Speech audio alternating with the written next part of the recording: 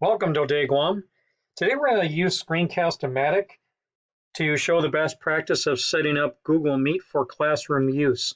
First, we're going to set it up in Google Calendar, and then we're going to notify students. So the first thing we're going to do is go into Chrome browser, and we're going to log in. When we do that, to the left of our personal icon is going to be the waffle. And in the waffle, you click, and you can choose Calendar.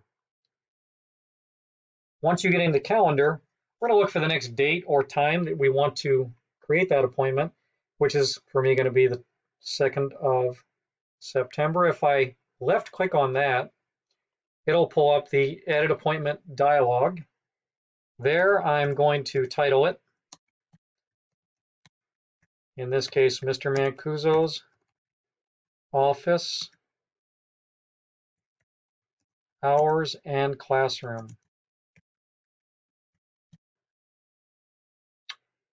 Then we're going to have to give it a time and a date. So for the date, it'll just be the 2nd to the 2nd.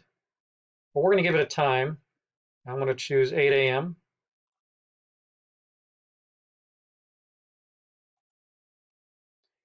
Going to end at 4 p.m.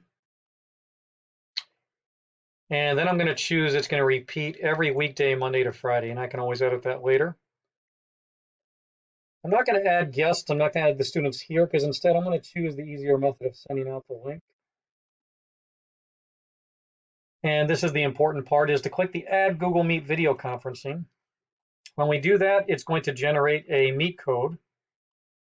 And if we click the down caret, I can copy the 10-letter Meet code. That's what we're going to use to invite the students later on. Okay, so when we're all done, we're going to click Save. And we'll look back and we'll see that that is added to the calendar every day. Okay, from here, we're going to go into Classroom.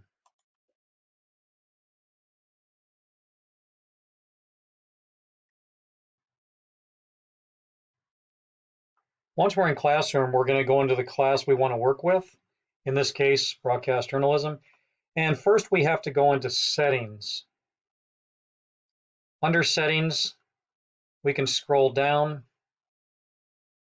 And when we get to the General tab, this is where we want to make sure that the Meet code that was generated in Google Classroom is not visible to students. We're not going to use that Meet code because that Meet code allows students more access and more privileges to your recorded files.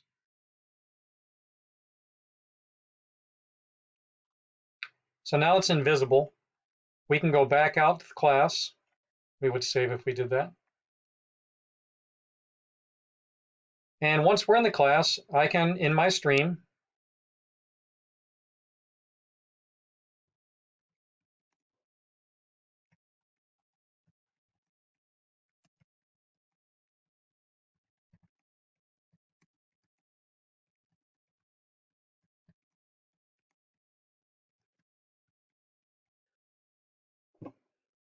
and I can post an announcement.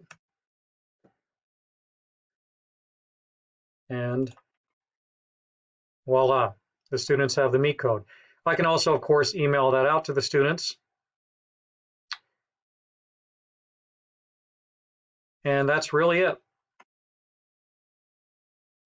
Now, we do realize there's many other ways to do this, but this way really protects you from students being able to own your recordings and to do some other administrative things with your classroom.